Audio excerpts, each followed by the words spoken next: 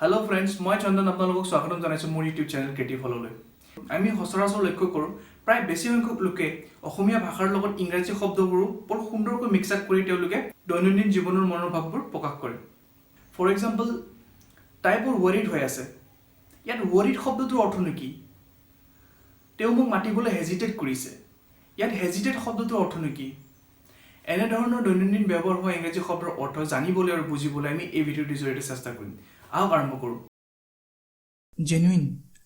Genuine শব্দৰ অৰ্থ হৈছে প্ৰকৃত। The medal is made of genuine gold. মেডেলটো প্ৰকৃত সোণেৰে তৈয়াৰী। অপটিমিষ্ট মানে হৈছে আশাবাদী। He is an optimist boy. তেওঁ এজন আশাবাদী ল'ৰা।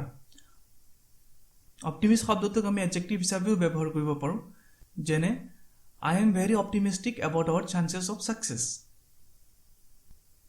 পেচিমিষ্ট শব্দটো সম্পূৰ্ণ অপটিমিষ্টৰ অপজিট, যাৰ অৰ্থ হৈছে নিৰাশাবাদী।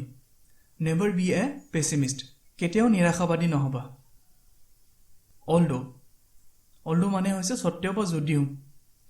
অলডো I was not prepared, I went for the interview. মই সাজু নোহোৱাৰ সত্ত্বেও সাক্ষাৎকাৰত গ'লোঁ। নেভাৰডিলেষ্ট, যি কি নহওক। নেভাৰডিলেষ্ট ইউ হেভ কাম এক্ৰছ দ্য চিটুৱেশ্যন চামহাউ। যি কি নহওক তুমি পৰিস্থিতিটো কেনেবাকৈ পাৰ কৰিলা।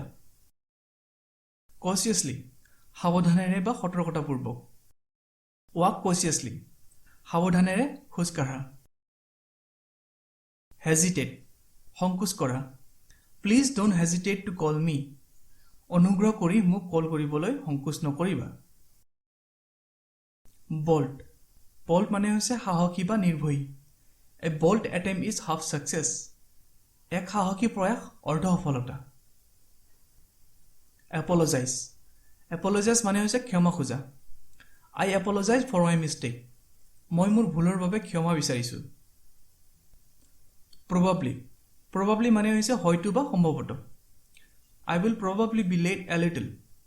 মোৰ হয়তো অলপ পলম হ'ব পাৰে। প্ৰেচাইজলি, সঠিককৈ বা পূৰাপূৰিকৈ। I don't remember precisely how the accident happened. দুৰ্ঘটনাটো কেনেকৈ হ'ল মোৰ সঠিককৈ মনত নাই। এক্সহষ্টিং মানে হৈছে ভাগৰাই পেলোৱা। What an exhausting day. ভাগৰাই পেলোৱা দিন।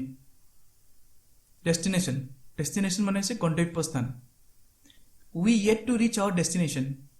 আমি আমাৰ গন্তব্যস্থান এতিয়ালৈ গৈ পোৱা নাই। Superstitious মানে হৈছে অন্ধবিশ্বাসী। My grandfather is extremely superstitious.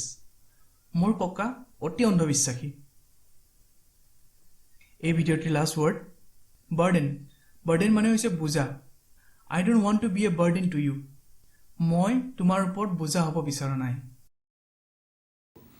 Hey, if you like my video, don't forget to subscribe my channel, like, share and comment below for any suggestion. Thank you.